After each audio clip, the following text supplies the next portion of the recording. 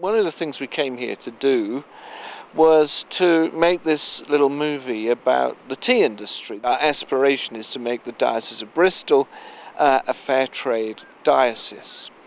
So this morning we spent some time actually out on a tea plantation, and then we went to the tea factory where the tea leaves are processed and made into the tea, which is then exported from Uganda into Western markets. We employ almost 1,700 workers. Sure, and you pay them a rate per kilo, presumably, do you? Yes, Yeah. we have. And They get their lunch, they get ration, they get medical facilities completely free. sure, They get accommodation. right, We provide them medicines absolutely free of cost, right, and free housing, right. everything free. We provide free education for their children. How would you deal with your employees picking tea? Would they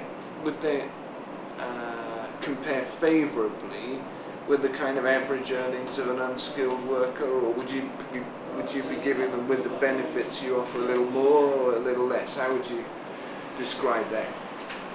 Their earnings, basically, primarily their earnings are dependent upon the negotiation between the National Union of Plantation and Agricultural Workers, Right. and between the Ministry of Labour Right.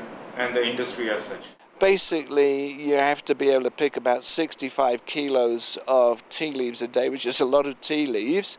The good tea pickers can pick up to 100 kilos a day. That will earn them somewhere in the region of between £7 and £10 per week.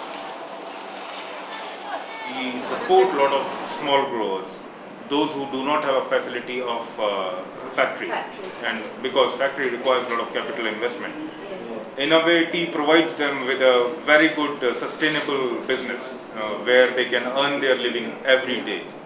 And we provide them with the facility of a factory here, so they bring in their leaf and we pay them on the kgs they bring in.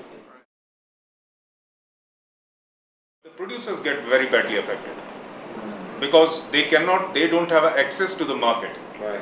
We, as a person, I'm a producer, and I don't have access to the market where I can go and sell it at a particular price. The big buyers are there, and they can exercise a lot of influence, particularly in times when the availability of tea is normal. They influence the prices to a great extent, and they can really put a lot of producers into trouble. We've been led to question, and some of you might like to question, is that a good thing, that the producers of tea have absolutely nothing to do with the price of the commodity that they actually produce? By the time you have your cup of tea, there have been quite a few people, if I can put it like this, with their hands in the cookie jar. It's always very salutary to be here and to see people who live in poverty actually with a lot more joy in their eyes than those of us in the Western world who don't live in the midst, or at least most of us don't live in the midst of poverty, and very often just look a little sad and melancholy.